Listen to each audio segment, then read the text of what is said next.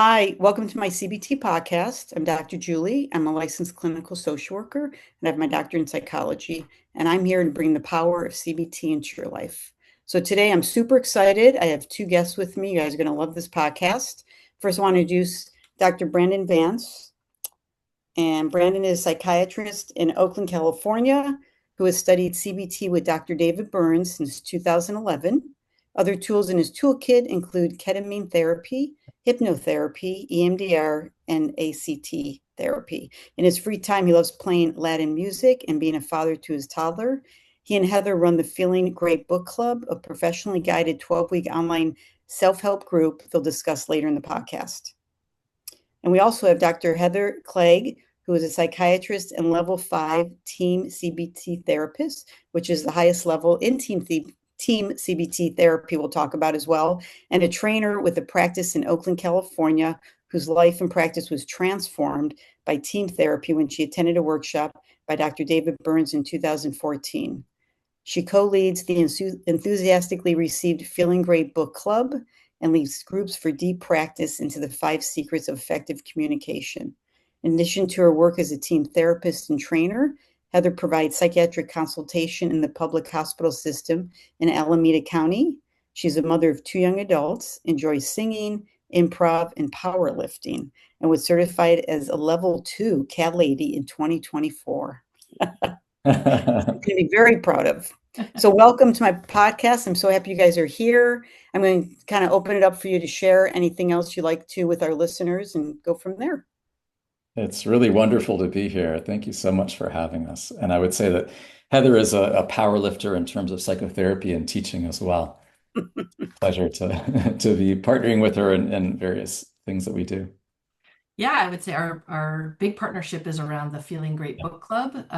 If we can plug that for a moment, it's 12 weeks that we read together Dr. David Burns's book, Feeling Great.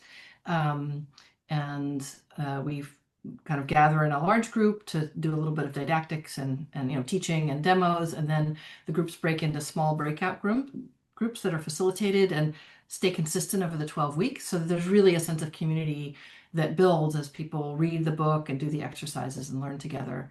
And we've been doing that for like 5 years. Yeah. Brandon started this during the pandemic, and I think there have been over 800 people who have attended the book club over the many iterations we've done it. Formed a really lovely community. Now we have people come back who've done it in the past, and they're facilitating the small groups. That's fantastic. That is fantastic. So Heather, can I start with you? Could you share with everybody what Team CBT is? Yeah. Oh, just one last thing about the book club. Our next round is Yes. starting in September. And if folks want to find that, they can just Google Feeling Great Book Club. And it has a sliding scale that goes to, as low as anyone needs. So no one's turned away for lack of funds. So we hope Wonderful. folks will check that out. But yeah, to explain, Team CBT was invented by Dr. Burns, and it's an acronym. And T stands for testing, which is where we measure kind of symptoms before and after every session. And also the therapist gets feedback from the client after every session. So it's really evidence-based in a kind of micro, session-to-session way. E stands for empathy, and Dr. Burns has developed the 5 secrets of effective communication, which is this kind of precision way to communicate that we warmly understand someone. And I know that when I first was introduced to Dr. Burns's work, I thought I was great at empathy. And then I started getting those feedback forms and realized actually I didn't really know what the patient was thinking. And by training in the 5 secrets and getting humbling feedback from my patients, I've gotten much more skillful, and it's really changed my relationships, which is why I'm so excited about teaching the 5 secrets practice groups. It was actually Brandon came up with that as well. I kind of tagged on to him. He also leads these groups. Those are more intimate, kind of smaller group to practice the communication skills. And then, so that's T and E. A stands for either agenda setting or analysis of resistance. And this is this idea that we may come to therapy or self-help thinking we want to change, but actually some big part of us is pretty attached to the status quo. There's actually good reasons why we think the thoughts we think, why we have the feelings we have. And if we don't slow down and acknowledge that, even honor that, then we're going to hit resistance, and our system is going to snap back and is going to resist any methods that we might have to change. So that's actually what we wanted to talk with you more about today, to sort of think about what's positive about what we think we might want to get rid of. So that's TEA. And then M stands for methods, and that's the whole world of CBT methods or hypnosis or psychiatric medication. That's all the change agents. But what Dr. Burns's brilliant insight was, if we set that up with kind of knowing where we're at with testing, really deep empathy of feeling warmly understood, and then really honoring what might keep us in the status quo, then we're really set up to change, and change at that point can happen very quickly. Yes, yeah, that's great to know. And I want to say that when you're mentioning the five secrets of effective communication, I have at least two podcasts just on that because it's probably one of my number one favorite tools I learned from Dr. Burns back in the day. I mean, it's a game changer. I tell people it's Yeah. just really powerful stuff. Right. So folks should go back and listen to those podcasts of yours if they haven't yet. Yeah. Yes. And then Brandon, can you talk a little bit? Like I said, I was so excited. I have two psychiatrists Mm. that actually do therapy as well as medication management, and Yeah. kind of share with my listeners, why you chose to do therapy as well, because it's just not common. Yeah. Most psychiatrists just focus on the medication and refer out to therapists.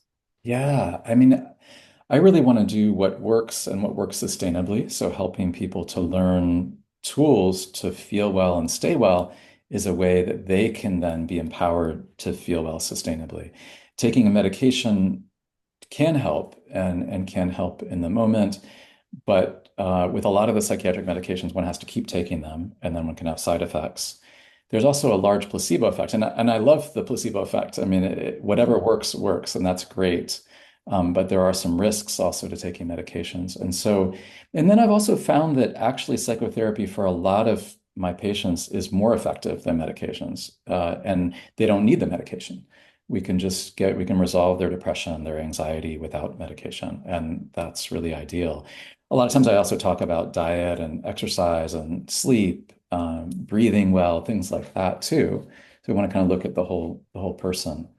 But I found psychotherapy, and especially David Burns' team therapy, or even setting it up in this kind of a context where, like Heather's saying, we do testing, and so we can track how people are doing. We can give feedback informed therapy. So when they give us feedback, then we can adjust the therapy to that. We can tune into them with the five secrets.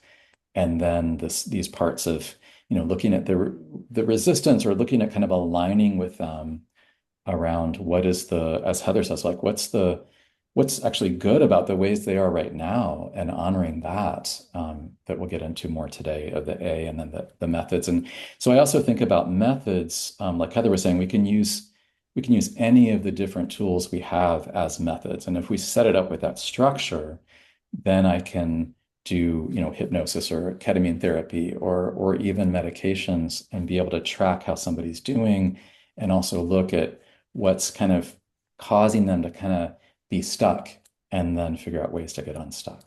So I really, really love psychotherapy in all those ways. That's excellent. Yeah. No, it must feel good. I'm thinking as you're talking, being Mm. a psychiatrist, like I'm not, I can, I only have pills for you, right? Instead of Yeah, just kind of yeah, being in that narrow lane, to be like, yeah, maybe, some people definitely need medicine, true, but there's so much else I can offer you, yeah, you yeah. know, and I find, you always find some people that I just give me a pill, I just want to feel better, I don't want to do the work. But I'm Mhm, finding mhm. more Yeah. people don't want to be on medicine. I am meeting more psychiatrists that are, starting to titrate people off medicine more so than add, Mhm. and wanting to do more like referring for therapy. And so, Yeah, and I think people are getting more educated also when they go yeah, for therapy, and why they right. seek out cognitive behavioral therapy, because Yeah. they've gone to their therapists and they just kind of had some support, and just supportive therapy. I'm like, well, did you learn any tools? And they're like, no. And people want to get better, they don't want to be in therapy forever. Mm. And that's what, with Team CBT can offer tools, and it's not going to take a long time if you're putting in the work. Yeah. And people feel much more empowered, I find, and more committed to the therapy because of that. Mhm. Yeah, yeah, I agree. And it's also a deeper relationship with my patients too, when we can get into these very vulnerable areas, and really see somebody's humanity. And sometimes if you're just prescribing medication, then it can be both a shallow relationship, and also the person's own relationship with themselves. If they're when I do prescribe medicine, I like to ask people to, when they take the pill, actually remind themselves of why they're taking it and sort Mm, of say something kind of affirming to themselves about where they want to get to as they're from that medicine so that they have more of a relationship to it. Because that's the other thing that we tend to be. We tend to be kind of like disembodied and we're just popping a pill and, because the psychiatrist gave us prescription and but we're a little dissociated from it, the experience. And so wanting people to have that. But with psychotherapy, we can really delve in and really get to know somebody and then work with them. And it's so fulfilling to see people change. it is. It is. Yes. Okay, great. I love that. I'm going to remind my clients regarding that when they take their medication Mm. that it is true. They don't think about it. They just kind of take it and move on with the day Yeah, yeah. and The thinking, other what's thing the I was, purpose in this, oh, you know? yeah, the other thing I was thinking about as Heather was mentioning team in the acronym was that it can also be, it is an acronym, and also it can be about being on a team with our therapist or Mm, and also on a team with ourselves. Like, are we fully aligned in what we're doing, whether it's taking medications, whether it's therapy, whether it's our process of kind of getting unstuck. And also, are we kind of at odds with our therapist? Are we like a little bit resistant and we're like, oh, but wait, my anxiety is like motivating me to take care of myself, to be safe. I don't want to let go of that. But the therapist is kind of pushing me to drop my anxiety because they have all these great tools. So how can we be on a team with our patients, with our clients? right. Okay, cool. Well, let's go into that regarding if wherever you guys would like to start, Mm, what we wanted to focus on today regarding the positive reframing. Yeah, yeah. So this gets to the TE, the A of team, mm, which is kind of analysis of resistance. That sounds a little cold. I think of it as actually a very warm intervention or warm process, and we thought Brandon and I might model that, sort of how that might go. And of course, this is something that adapts very well to self-help as well. We'll do it sort of as a dialogue, but you can do this with yourself, and our listeners could even kind of think about these questions we're going to ask as they listen along. mm. Perfect. And sometimes I even think about the A as alignment. I mean, there's different ways of using that. Mm, But like, how are we going to get aligned with I the love that. patient and with the process? Yeah. That's good. I love that too. Okay, excellent. Okay, yeah, if you guys want to Yeah. maybe explain it a little bit or you want to get into the role play first, what would work best? Yeah, Brandon, do you want to be the therapist or the client? Oh, well, I'll be the client. And I think anxiety is kind of a nice place to start because it's more clear, a little more simple. But Yeah. yeah, how about yeah? So I'll be the client. Okay. Do you want to? Yeah. Sure. So let's imagine that Brandon and I, we've met together maybe for a session or two. Usually this can come pretty quickly, and in a team CBT therapist might come, it could even come in the first session. But let's imagine that Brandon has told me about what's going on with him. We've tested his symptoms and we see that, for example, his anxiety scores are quite high, in the moderate to severe range. And Brandon, let's imagine for the sake of this, what kind of anxiety do you think you're Yeah, suffering? let's say I've just finished a podcast and then I'm obsessing over it. I'm like, oh, I shouldn't have said that thing. And right, and I feel it's like really a lot of anxiety in my gut. And I'm just like really tense. And I'm like, oh, I wish I hadn't have phrased things that certain way because maybe people will think I'm, not very smart or maybe Julie might have not enjoyed working with me or maybe I wasn't very clear. So I'm going over these thoughts kind of obsessively, and my gut is kind of wrenched, and I'm kind of walking around the rest of the day, and I can't sleep at night, and so I have a lot of anxiety about it. Okay, great. And then let's imagine right now how intense is that anxiety from 0 to 100? Let's say we're in the session, and the anxiety is a 7 Oh, out a of 7 out of 10. oh sorry 70 yeah 70 out of 100 or 7 out Okay, of 10. great. And again, in a team CBT session, we probably would have written this out on a thought record. So Yeah. we'd have all that data in front of us. We'd have the emotion scores and the specific thoughts that he wrote down. Um, and then I would ask the magic button question. I'd say, Brandon, we do have some powerful tools to change how you feel. But before we do that, I'd like to kind of do a little thought experiment for you. And just imagine there's this red button right here in between us. And if you push that button, all these challenging emotions are going to go away. All these difficult thoughts. You're not going to be obsessing. You're going to sleep like a baby. Would you press that button? Yeah, I would love to. This anxiety is just too much. It's just yucky. And that Yeah, totally makes please. sense to me. Yeah, Oh, you'd want to be at peace. Yeah, yeah. 100% makes sense to Thank me because you. I can Where's the see how button? much you're suffering. Yeah.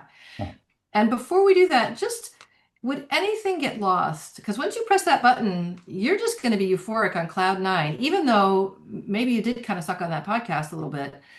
You know, like that's not gonna bother you at all. You're gonna want to do the next podcast with zero anxiety.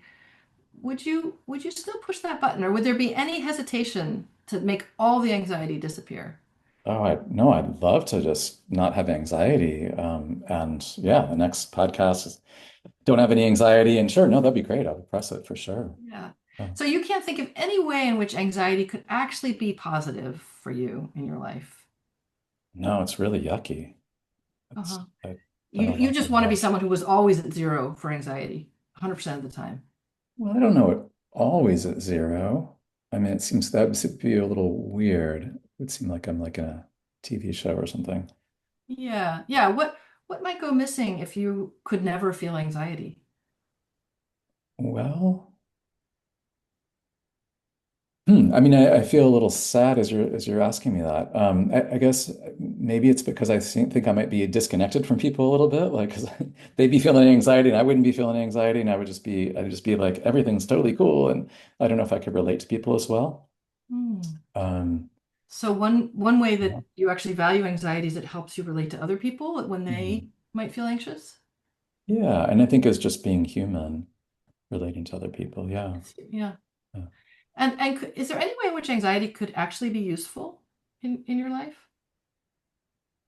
I mean, I guess it gets me to like, you know, kind of gets me to get up in the morning sometimes and gets me to maybe prepare for a podcast or what, I mean, this example, but like in anything, like just prepare for things, get my act together a bit. Yeah, because I actually saw how much you were actually preparing for that podcast with Julie. You made sure Huh, that the sound was right and huh. you had your kind of list of talking points. It seemed like the anxiety kind of motivated you to actually do a good job. Is that right? Yeah, I think it did. Like if you had zero anxiety, you might have been a little, which could you have been a little bit cavalier? Yeah, I don't think, right. I don't think I would do things quite as well if I had no anxiety. I think I yeah, I think I'd be cavalier. I think I wouldn't really try as hard. Yeah. Yeah. And what does it say about you that you've had some anxiety about this podcast with Julie? I mean, it says that I really respect her and I respect you and that I want to also communicate the things that are important to the listeners. Yeah. So all of that's Sounds very like important to me. your anxiety is actually a reflection of how much you care about doing a good Yeah. job. Is that right? Yeah. Does it show you have high standards? Yeah.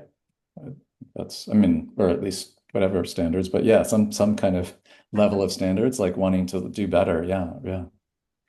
I mean, are these things that we're mentioning, is this real or I mean, are these actually important to you? These qualities of anxiety that we're mentioning, is this Yeah, those are important. Yeah, but I mean, I just would I don't want to feel the anxiety. I mean, I'd love to like, yeah, I mean, those things are important. So if I can just have those and not feel the anxiety, that'd be cool.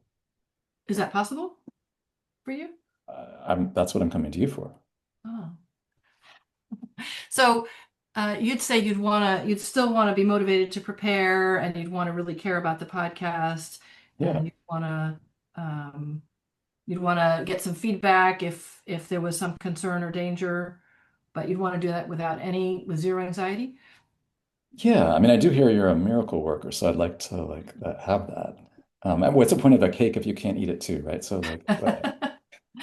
I mean, it could be possible. I could be. I guess I know that for me in my life, anxiety has been kind of a friend. Hmm. Help me anticipate dangers and help me Hmm. anticipate, like it does help me prepare, but maybe for you it's different. Well, never thought about it that way. Be a friend. I think I've had a relationship with anxiety that's been I've been trying to kind of push it out of my life a lot. And so it kind of blows my mind. I'm not sure even what to think about that. Yeah. Um, Well, I think when anxiety's been screaming at you so loud, right? mm, If someone's just screaming at you, it's kind of normal to want to plug your ears and make them go away. mhm, mhm, And what we're offering here is maybe something a little different, where instead of just trying to stop the anxiety and make it go away, can we actually listen to what it's trying to tell you? mm, And can we reflect on the positive qualities that it shows that you have? And I'm just curious, because you said you were up there at like 70 out of 100 anxiety. mhm.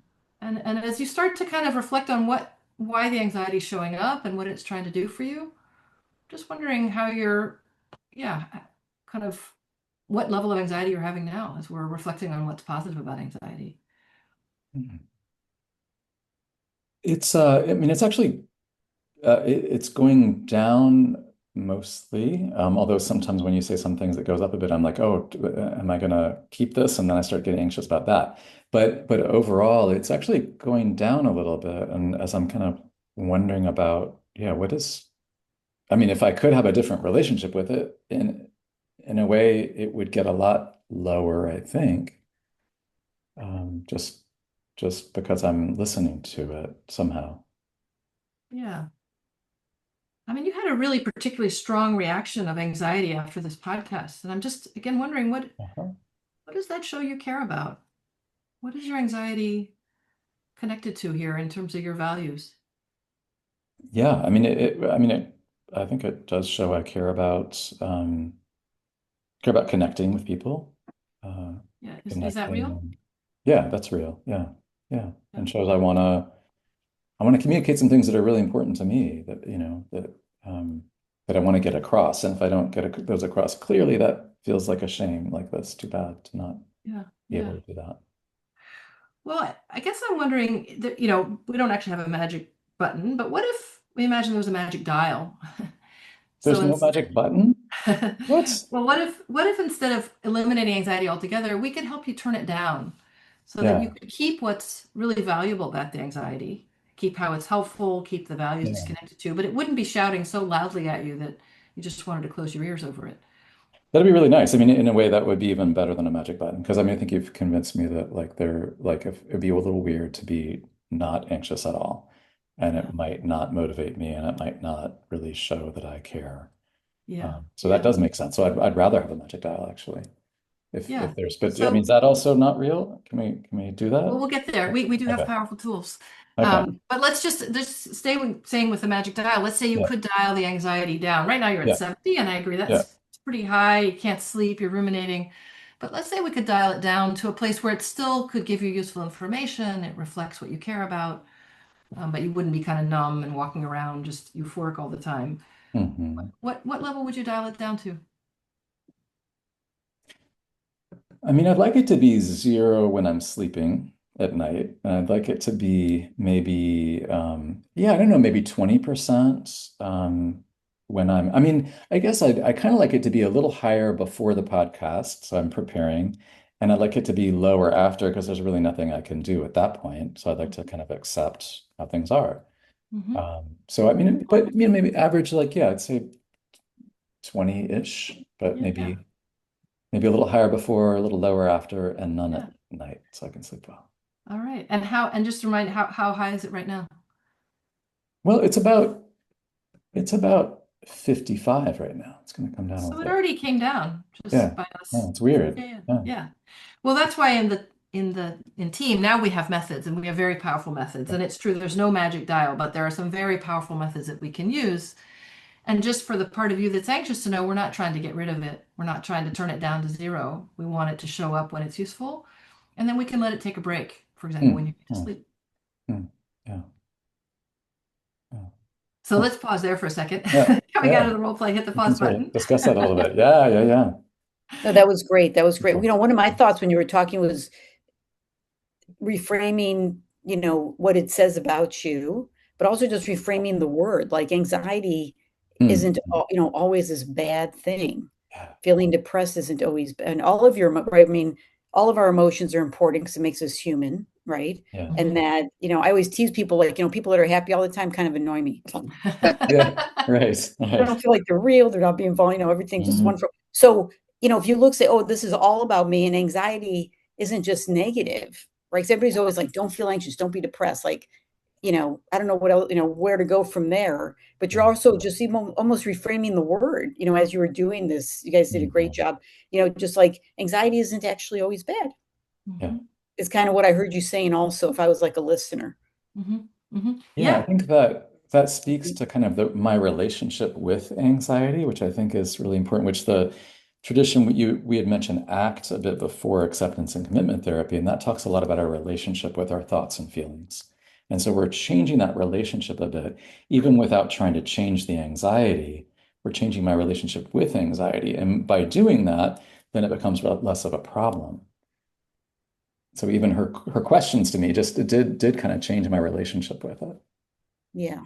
It Mhm. doesn't feel as scary Yeah, than, right, and if so it you're doesn't feel changing as the scary. relationship, Right. right? Yeah. Because It's not like anxiety is something I have to get rid of, but it's like, Yes. oh, okay, well, I mean, if you think about it, most of I think our problems with emotions is when we have that emotion about the emotion, right? If we feel anxious Mhm. about being anxious or sad about being sad or mad because we're mad, that's mm, what escalates and amplifies things. But yeah, if when anxiety comes, they can say, "Oh, yeah, okay. What is it trying to tell me? Like, oh, I better prepare, and I really cared about my performance." And right then, it's like I've heard the message. It doesn't have to shout so loud. And in my experience, it tends to kind of come through as a wave, and then I can move on to the next thing. But I'm grateful to it, and I'm not afraid of having those emotions.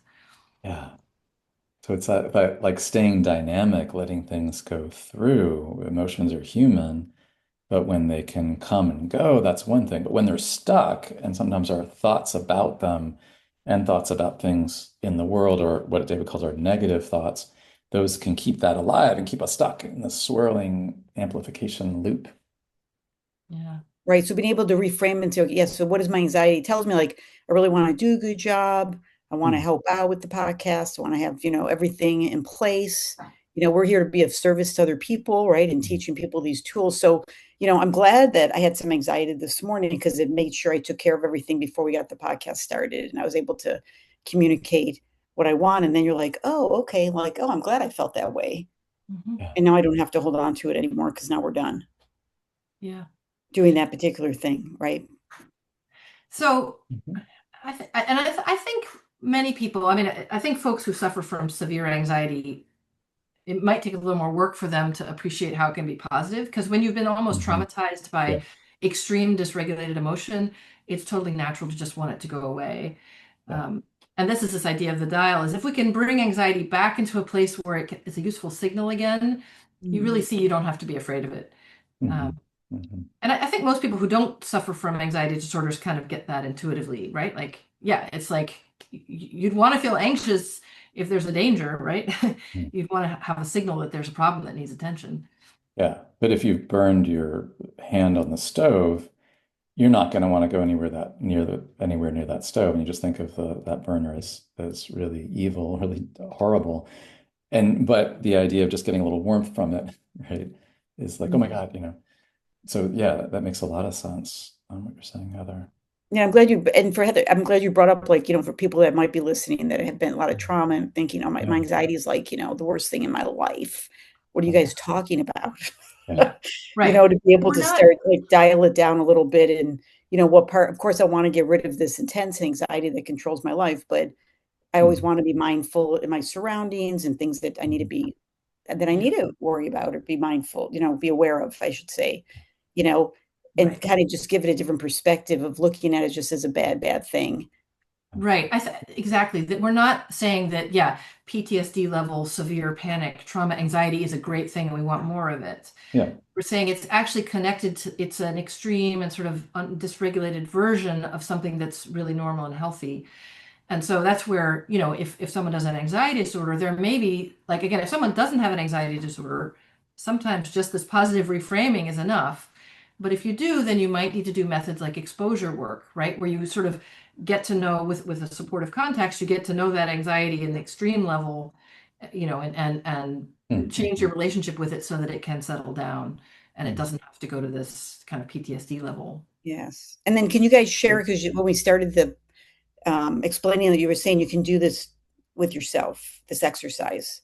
Hmm. So can you give, the listeners some tools, like how could you do positive reframing if you're just by yourself and not in front of a therapist? Yeah. I mean, one thing I wanted to mention, and it kind of leads into that, is that one of the things that in studies that seems to be helpful in terms of this process of psychotherapy, like how does this work and how is like team CBT and CBT so effective? And some of it has to do with disrupting expectation. And so setting this up in this way of like a magic button, which one can ask oneself that question, and sort of do this as a thought experiment, like Heather was saying.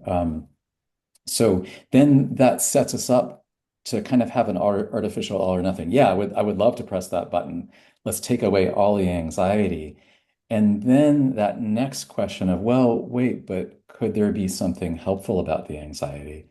Then that lets this kind of light bulb go off of, oh my gosh, wait, I've seen this anxiety as a monster, and yet maybe there is something there. It lets me see it more as see the vulnerability behind the monster has no teeth, like develop a different relationship. And so then we can ask a few different questions. So I would say when I would do it by myself or with somebody doing it by themselves, they could ask themselves, okay, well, if we had a magic button and we'd press that and we take all the anxiety away, for example, and this is kind of anxiety, we can go one by one through the different kinds of feelings and do this with each feeling. But if it would take away, let's say, anxiety, took it all away, and I just feel perfectly calm, perfectly good, would I press that button? And then I could write the answer to that. And then I could say, well, could there be any reasons not to press it? And that's sort of a general question. And I would break it down into maybe four sub questions. One would be, and the first I'd like to do would be around what does this say about what's important to me? So what does the anxiety say about what's important to me, which Heather had asked me? Um, and then how might the anxiety be trying to help me actually? What might be helpful about it? That's another question. Another kind of offshoot that I like to ask that has to do a little bit more with ACT, this other kind of therapy we've been talking about, acceptance and commitment therapy, is this feeling, and in this case, anxiety, trying to help me do something, trying to get me to do something important, get me to change something, actually act differently in my life. And we can ask this with the different feelings. In this case, we could say the one of the advantages of the anxiety is that it's motivating. It may be, and then it's kind of very related to that to say, maybe it gets me to like study more or like do more preparation or something in this example. But I like that about kind of like, should I, maybe it's really important to be there because it's trying to get me to do something differently in my life. And then the last question would be, if we're trying to change something, we want to honor it. And before we get rid of it, what would be lost if we get rid of the anxiety? If we just drop all the anxiety, what would be lost? And that's, in a sense, kind of the opposite of, how is it helpful? But it helps us think about it in a different way.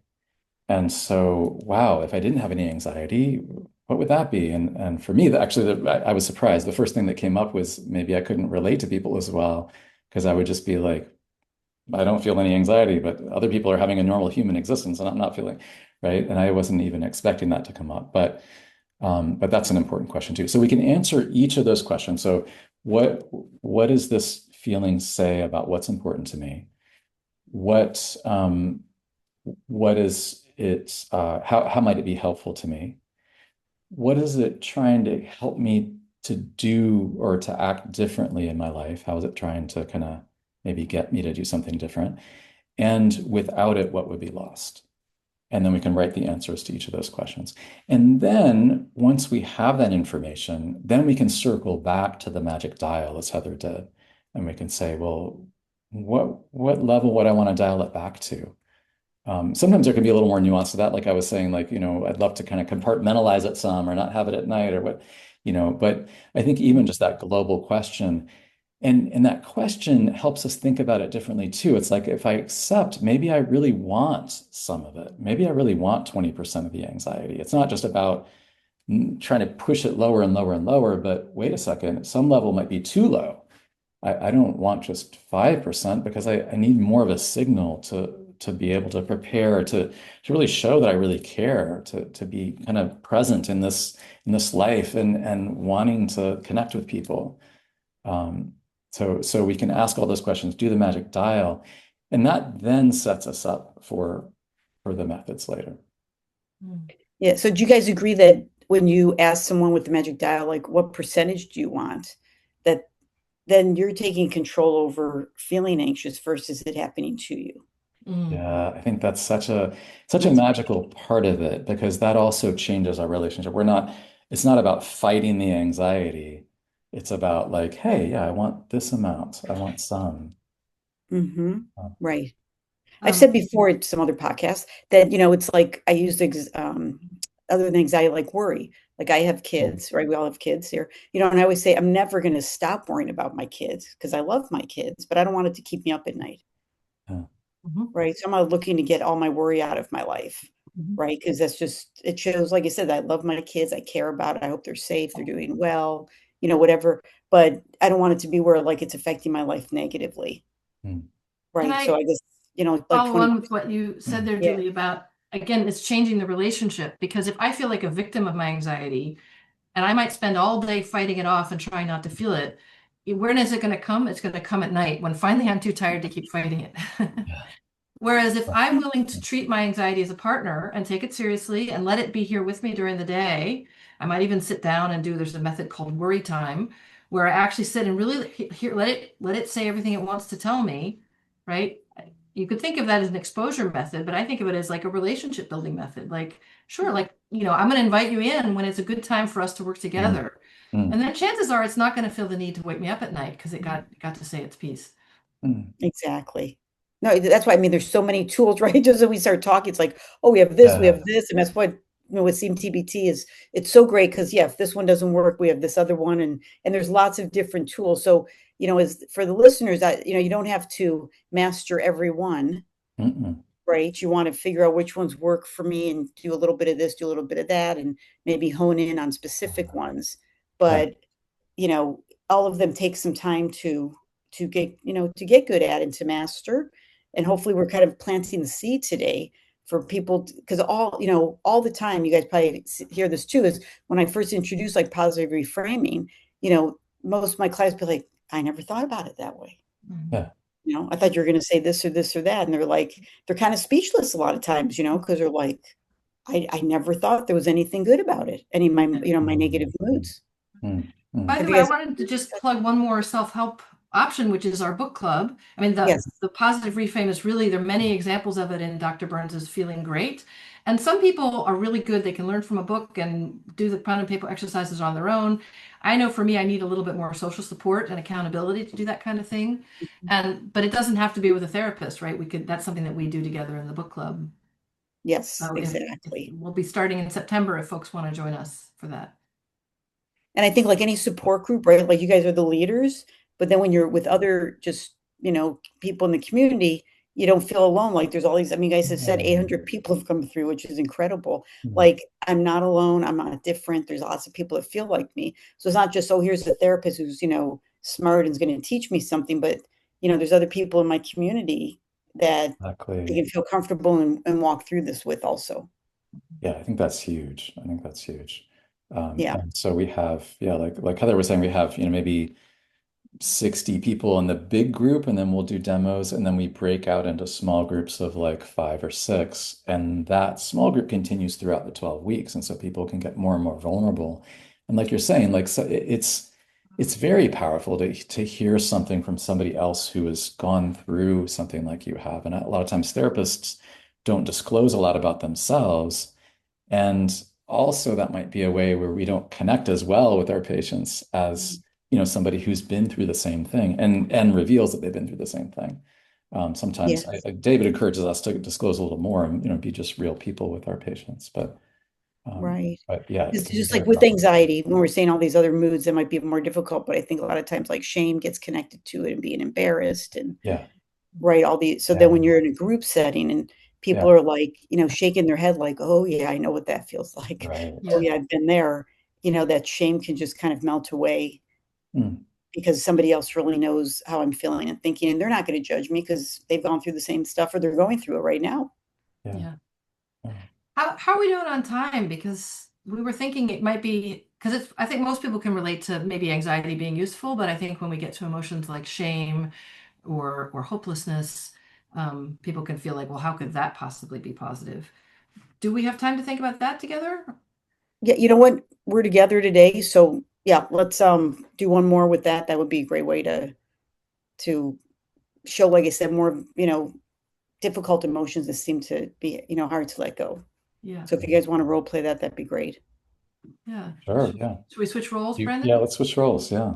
Yeah. Okay, maybe we'll follow. Let's just imagine that, we've had the podcast and I'm feeling really, embarrassed about how I, showed up in the podcast. And again, I'm ruminating at night and I feel really kind of, yeah, ashamed. And I'm afraid that like, any of my colleagues are going to listen to this. And yeah, Mm. I'm just feeling really inadequate and insecure and ashamed about how I Mhm. performed in the podcast. And really Okay. about what it says about me as a person that I would have performed that badly. Okay. Okay. Telling And do we, myself that, go ahead, telling yourself yeah, what? I'm telling myself that I'm kind of I'm a loser and a jerk and yeah, that I'm really kind of worthless. Okay. Okay.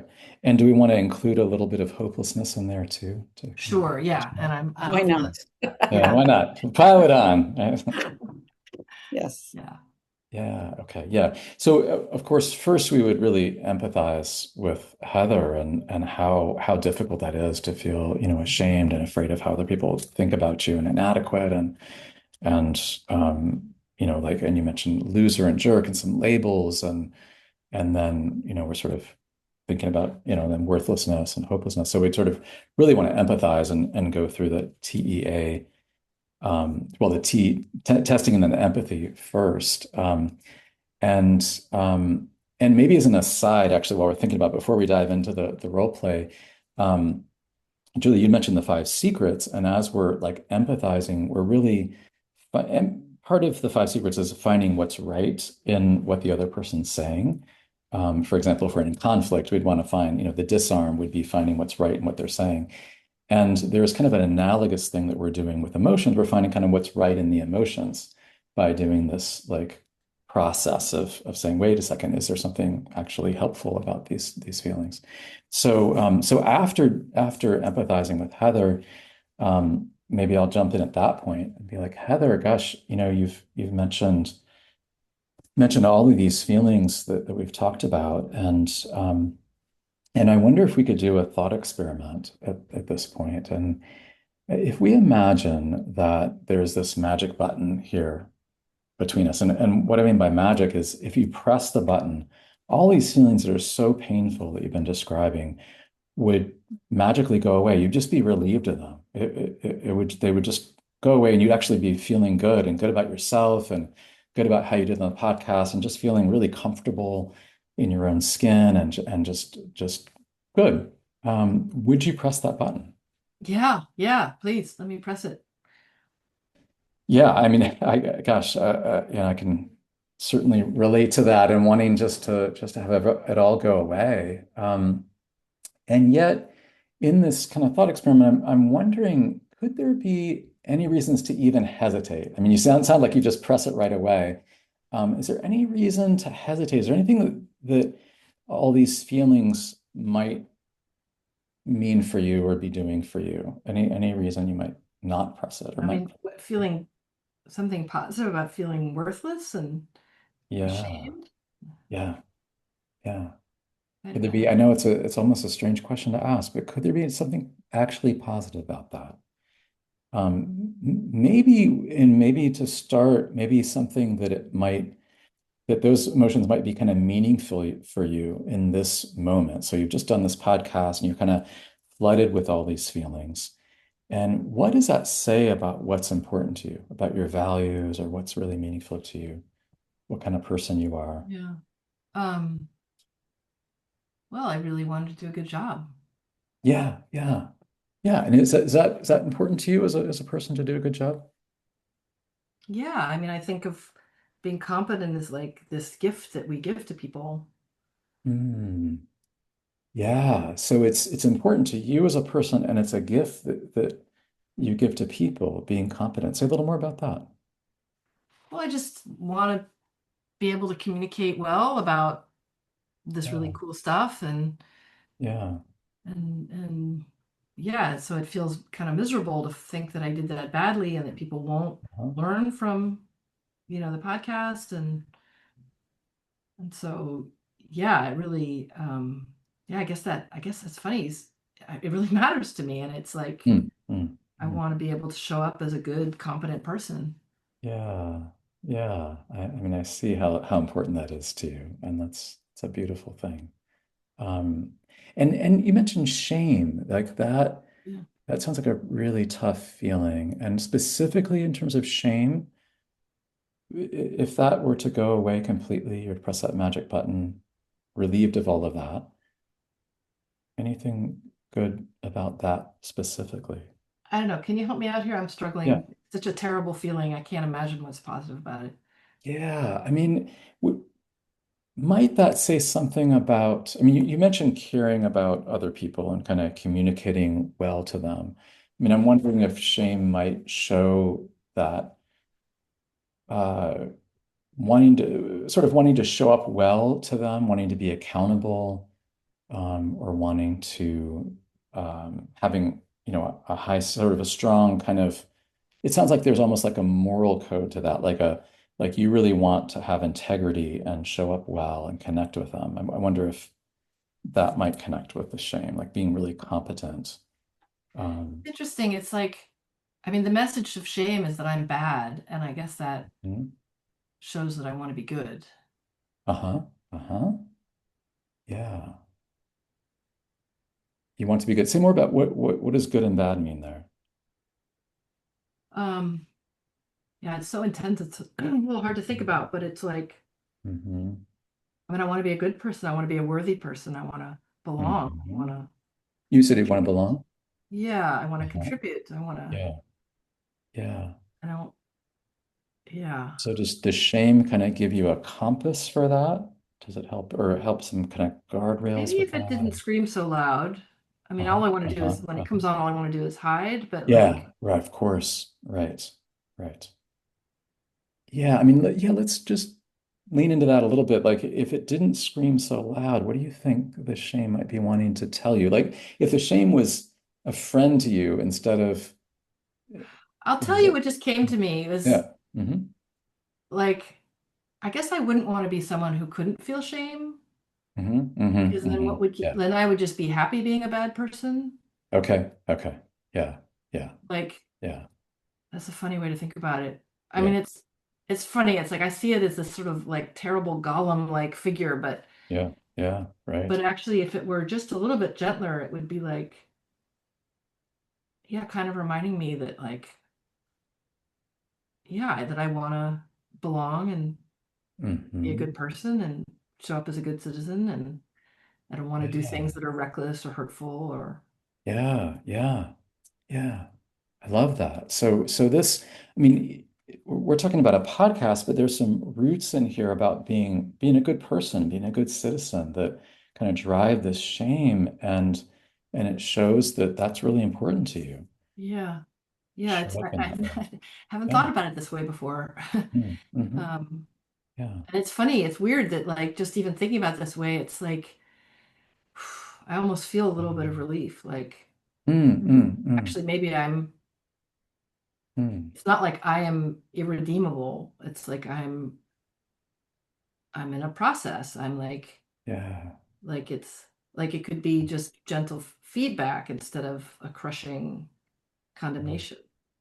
Wow, that really touches me. Yeah. When you said condemnation and irredeemable, that wow, sounds so painful. And then when it seems like, feedback instead of that. Yeah. Like I think if it were just less loud, I could hear it Yeah. better. Yeah. Yeah. Yeah. Yeah. Isn't that interesting? Yeah, I noticed that with my toddler. Actually, in fact, I talk about that with him a lot. Like, right, when he's screaming, it's hard for me to really take his message in. If it's a little less loud, you can actually hear it better. Yeah. Yeah. And it sounds like there's some all or nothing that kind of comes in with like, irredeemable. That's Yeah. really weighty. Yeah. But then you can hear it better if it's less loud. Beautiful. I wonder if there's you mentioned hopelessness as well, and I wondered if we could look at that a little bit. Because that's kind of a difficult one too. Yeah. If we could press that magic button and the hopelessness would completely go away, you'd be ho actually hopeful. Um, I mean, I do, it's funny because I actually do feel a little hopeful now, but okay, okay, yeah, I think the hopelessness is just trying to give me a break. It's like I get to give yeah, up. yeah. And is that, I mean, is that an important thing to be able to have a break, to take a I guess break? sometimes. Uh-huh, Not all the time, but like uh-huh. sometimes like I've been working hard all day and I'm like it's late and I just feel like I have to give up and go to bed. Yeah, It's maybe it's yeah, actually that's actually kind of wise. yeah. I mean, that It's doesn't, waking up in the morning with a sort of hopeless dread, that doesn't feel so useful.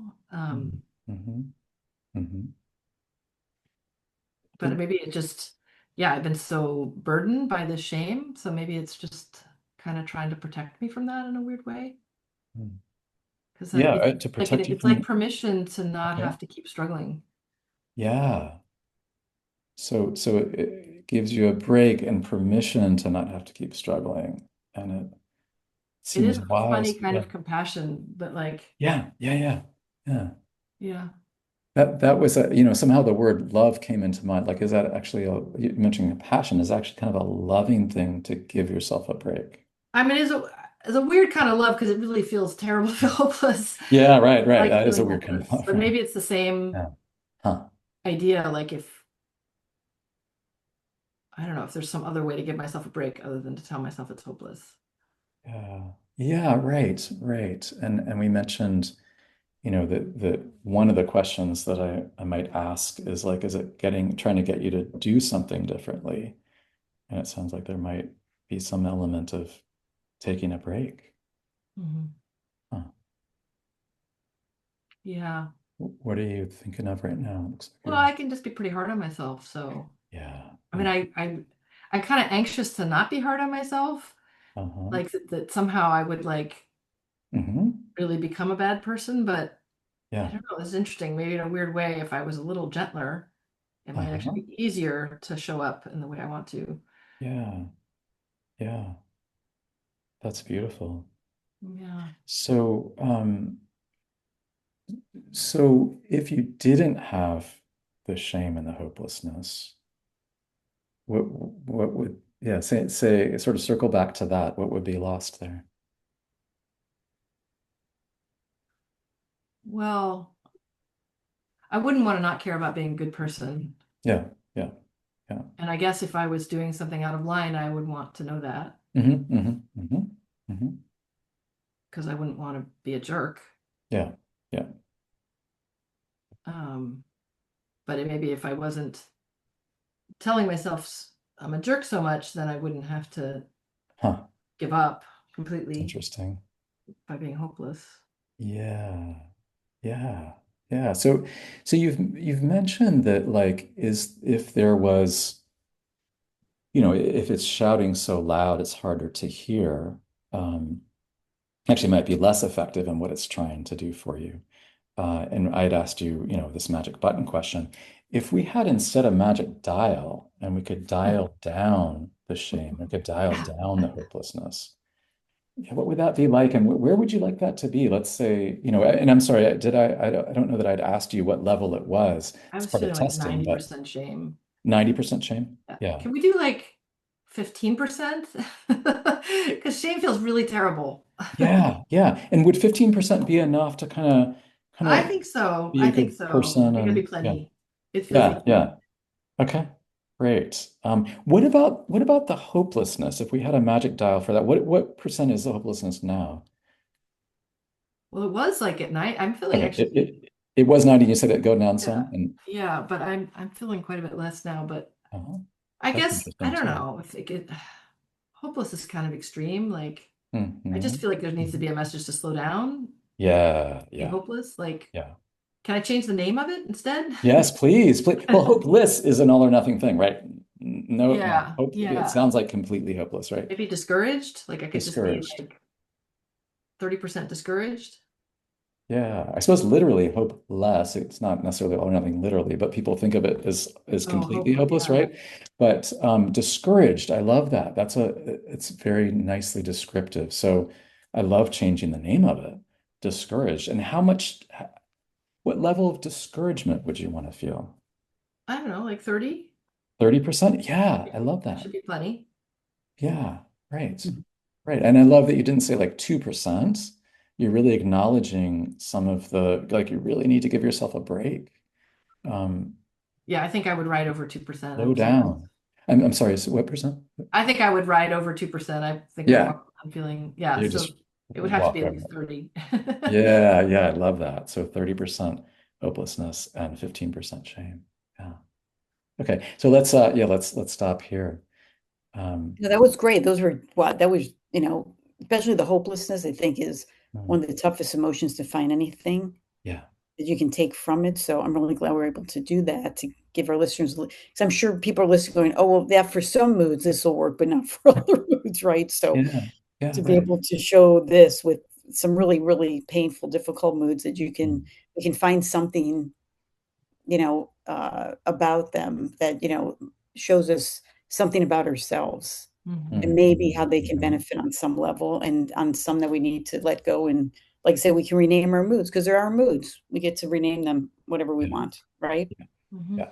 It's Yeah. interesting. I mean, this example also shows how sometimes one extreme emotion triggers another extreme emotion Mhm, because you're sort mhm. of trying to protect yourself from Yeah. kind of, and I know I do some internal family systems. We talk about polarization, these sort of different Mm, aspects of ourselves drive each other into these extreme roles. So like, when one emotion calms down, then the other one doesn't have to shout so loud. Mhm. right. Right. Yeah. Yeah. And Can I one mention guy, there's just one one thought I other had. Oh, sorry. Go. I I'm sorry. We all No, had just thoughts one at the thought same time. Yeah. I just Go wanted to ahead. share with shame. Mhm. What else would it do for someone is maybe, like, oh, I don't want to get too, uppity or think I'm the greatest thing in person in the world or the smart, Mhm. come across, Mhm. that way. So my shame keeps, you might tell yourself, Yeah. that it keeps me like in Keeps you line. humble. Yeah. Mhm. Yeah. Yeah. Yeah.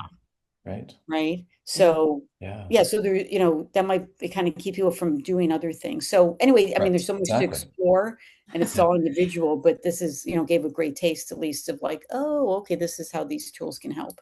Thanks for Yeah. saying that because again I think we could keep going. Like there's if Of this doesn't course. resonate for people, I would say there are other dimensions. Like I don't like these emotions evolved. Like there's a reason why humans have these Yeah. emotions. They have some adaptive function. So Yeah. if we haven't in this dialogue haven't hit something that resonates and someone still feels stuck, I would like encourage them to like there's more. We can always find something. Yes. Yeah. Yeah. I, I, Excellent. I also think the sequence can be helpful in the sense that if we go through emotion by emotion, it breaks it down to be a lot easier for the person, especially if you're working on it just yourself. So if you go, and I often like to go first with anxiety. I think it's a little easier to understand some of the positive reframe about for people.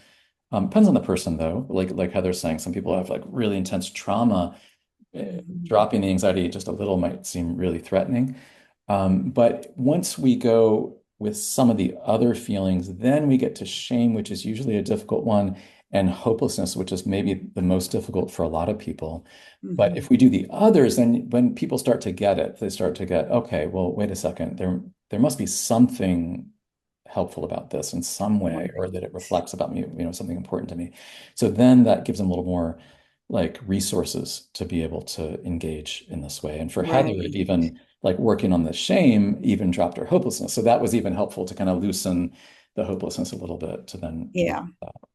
Almost like little building blocks or like, yeah, I have people do like fear ladders. Maybe like Mm. you could ask oh, yourself, what's the first emotion be comfortable to least work on? yeah, And then you might just start knocking them down as you go along. yeah, Yeah, exactly. that's a great Uh, point. Great, yeah. So if someone's feeling overwhelmed, another feeling, just Yeah, listening to us, it's like right. just start what's an easy emotion that you don't feel too overwhelmed addressing, Yeah, and then be yeah. able to build on that. Yeah. Also, a lot of times people talk about them as negative emotions, but I like to kind of reframe that too and just call them uncomfortable emotions. Hmm. Because I think even calling them negative emotions sets us up to be kind of against them, right? And so it sets a certain relationship. The other thing that occurs to me is that in the book Feeling Great, David goes through, I think he has a page of kind of common both values and helpful things. So commonly, how is this feeling, perhaps advantageous for me to feel, and what it might mean about the kind of person that I am and what's important to me.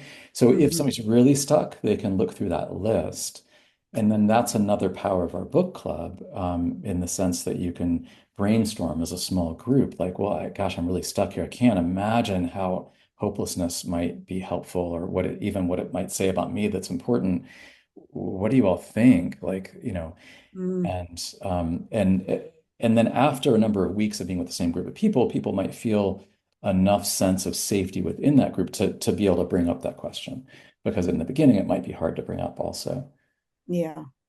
No, great, great. Well, let's circle it back. We'll talk a little bit more about what you guys are offering to finish up the podcast. But this was, I'm grateful, for your time and your expertise, and being able to just explain things even a little different way than I do already. Um, on the podcast. And I want people to know how to be able to, reach out to you guys. And I'll have this on with this podcast, all the information to you guys if you want to reach out to Brandon or Heather as well. But if you guys can share anything else you want to share about, again, how to, reach you, your practices, and then what you guys are offering and the dates with the book club and any other groups. Sure. Yeah. So we're gonna we'll have a we'll start on September on Mondays for 12 Mondays starting September 21st from 4 to 5:20 p.m. Pacific time. And the cost for that is $240, but for all 12 sessions. But we have a sliding scale, so you can just email me or Brandon if you need a discount, and we'll go as low as whatever you need. And then we'll have a bridge book club on Wednesday mornings. So that'll just be 3 weeks from October 7th to 21st from 8 a.m. to 10 a.m. And the cost for that is $89. Um, And what do you do And in the bridge one? What do you talk about there? we won't go through every chapter. It'll be a little bit more high speed.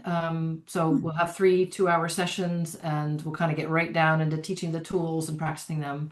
So it's kind of high speed book club. It's the advantage is it's shorter. The disadvantage is maybe a little bit less time with your small group and community, but we have some great small group leaders. So I think that'll be a great experience too. And the morning time is a little easier to access for folks who are living around the world than the afternoon time. exactly. Okay, great. And Yeah. Heather, for yourself too, regarding, can you share about your practice a little bit? Oh yeah, I have a private practice in Oakland. Yeah, I see folks with depression, anxiety. I do team.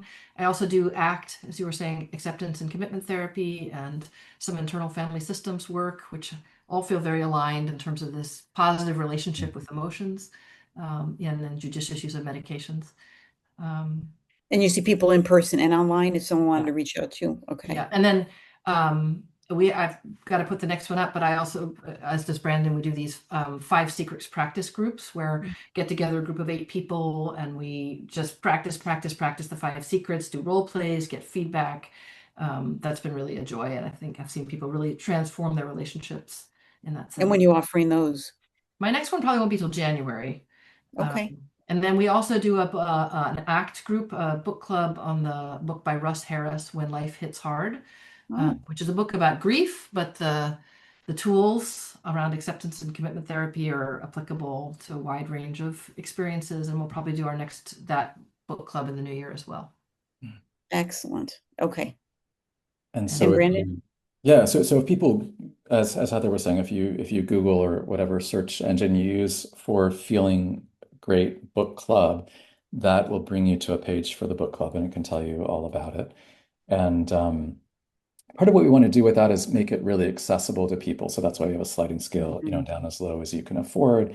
And also we want to make it accessible across the world. So until this year, we've always had like two full groups, Wednesday mornings and Monday afternoons, or at least a morning and an afternoon, so kind of spread it around the world.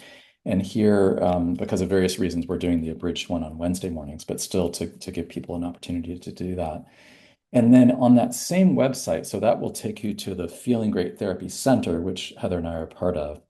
And then to the book club part of that website. But on that same website are, when you go to the about the therapists on that, Heather and I are both there, so that in the links there can lead you to our own information. Um, Perfect. and Okay. then I also have a private practice in Oakland and work with people around psychotherapy. I use a team CBT kind of structure, and then I do these different kinds of things, hypnotherapy and some EMDR and Okay. ketamine therapy. And so, and work with actually an ear acupuncture protocol for insomnia and addiction. And so I love to do, sort of have a bunch of different tools to work with people in the methods section of things after That's we do. great. That's great. And do you see some people online as well, or just in person? Yes. So I see people online and in person. So I have an Okay. office in person 2 days a week and then online 3 days a week. Okay, great. And Okay. only within California. So I'm only licensed in California. Okay. Me People. too. So yeah. Okay. Good But to the know. book club can be The all book over the club is world. for anybody over the whole world. Yeah. Yeah. And I was thinking with the book club too, I thought maybe somebody that went through your book club already doing the bridge might be just another, like, just Mhm. to not acclimate, but just to go over the main tools, I guess, instead Right. of going Mhm. through the book club again. It can be like or just coming back. I call them like booster sessions. I'll have clients that Yeah. there's like I just need to come in for 1 or 2 sessions, so it's like I need a refresher. Hmm. Yeah. So The they could abridged use the one bridge is one for that as well, huh? great. Yeah, I think that's great for that, right? It's really nice to have read the whole book before the abridged one, I would think. Right. Um, Right. and Okay, and excellent. Any last thoughts you guys want to share? just really a pleasure to be on this podcast. I love your podcast and love that you work with people around, helping people learn more about CBT and helping them to use the tools themselves. And that's what we're also trying to kind of be kind of in between the therapy world and just the individual self-help world with the book club. But I love that idea of self-help and sustainability and sort of empowering people with these tools. Hmm. Really appreciative to be here talking about Yes. Okay, great. it. Yeah. Yeah. Anything else you want to share, Heather? Ditto that. Just, yeah, so much respect and admiration for you for doing this wonderful Oh, podcast. And thank you so much for having us. thank you. No, thanks for being here. For everyone listening, I hope you found this helpful. I found it even more helpful. I mean, we're never done learning, right? Yeah. Training, training, training, and using it in our own lives as well, and sharing it with others. So I'm grateful we had this time together. And for those following me, you can find me on Instagram under my CBT podcast. My website is mycognitivebehavioraltherapy.com. You can find me on Facebook under Dr. Julie Osborne, YouTube, same Dr. Julie Osborne, and share this with anyone that you might find helpful. And remember to always make decisions based on what's best for you, not how you feel.